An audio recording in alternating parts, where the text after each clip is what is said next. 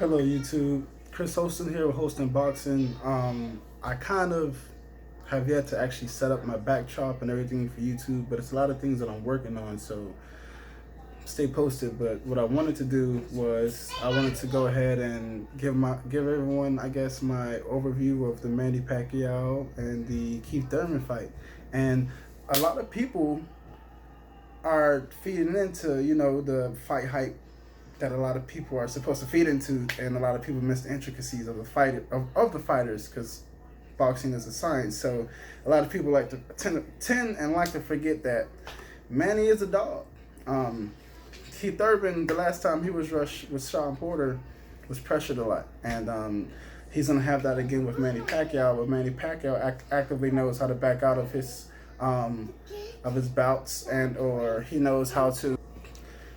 Manny Pacquiao does a good job closing the distance. What he doesn't do a good job in is backing out, I believe. But Keith Thurman has a very exquisite job of counterpunching. So both fighters complement each other in the exuberant way, and you just got to let things unfold. What you shouldn't do is feed into the hype, feed into everything that these fighters do to sell tickets. I mean, if you really just watch the fighters as they fight, you will be able to see that this won't be a fight that you can just sit down and fucking judge.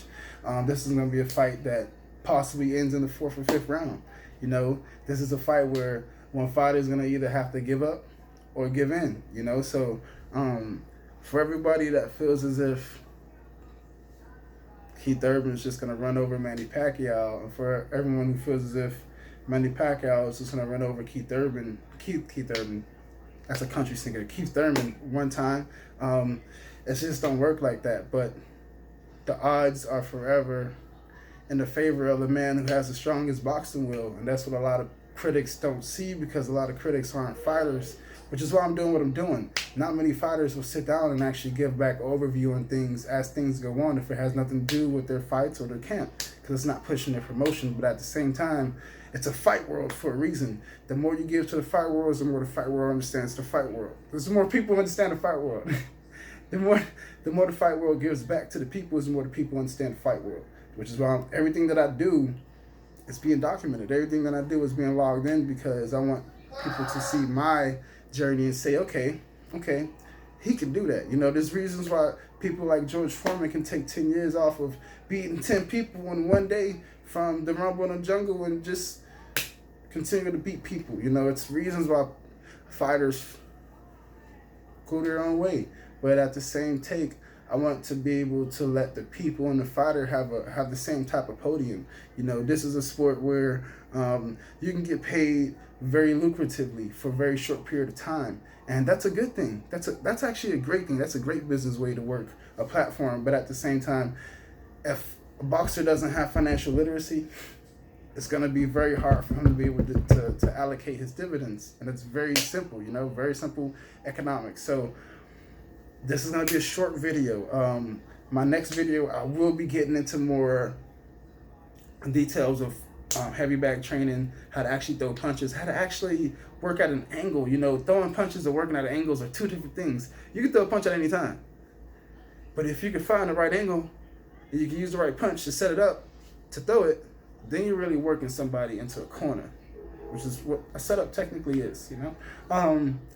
I did have a teaser that I forgot to tell everybody. I do have a self-defense class that I'm collaborating with in the city of Pittsburgh. Okay, so I will drop more information of that on my next video. But I do want everyone to be knowledgeable of the fact that boxing is a sport, but it's also self-defense, because the art of hitting without not getting hit is self-defense. Okay, so I'm here to help change the culture and a lot of things. I'm here to help the culture. I don't really want to change what's supposed to be working for everybody. So I'm just trying to help, and with my help, it's going to help constitute change in the direction in which I feel is best suited for the culture. So both social culture and the boxing culture, both the fight world and the broadcast and promotion world. I'll have no problem proving that I will fight any man, and that is something that most promoters can't fucking say. It is what it is. I have no problem speaking on another fighter or anything that they have going on, or my opinions, because opinions are like assholes. Still, this isn't something that's very open in the fight world. All the radio hosts and TV networks get that piece of the pie. Let the fighters sit down and have their own feedback, just self-feedback, just self-reflections on how they feel, how things are going. See how they feel mentally about the situations. Because if you just expect for me to entertain you, you're fighting a losing battle. I play collegiate sports. I'm not doing that no more. I will have a platform with everything that I do.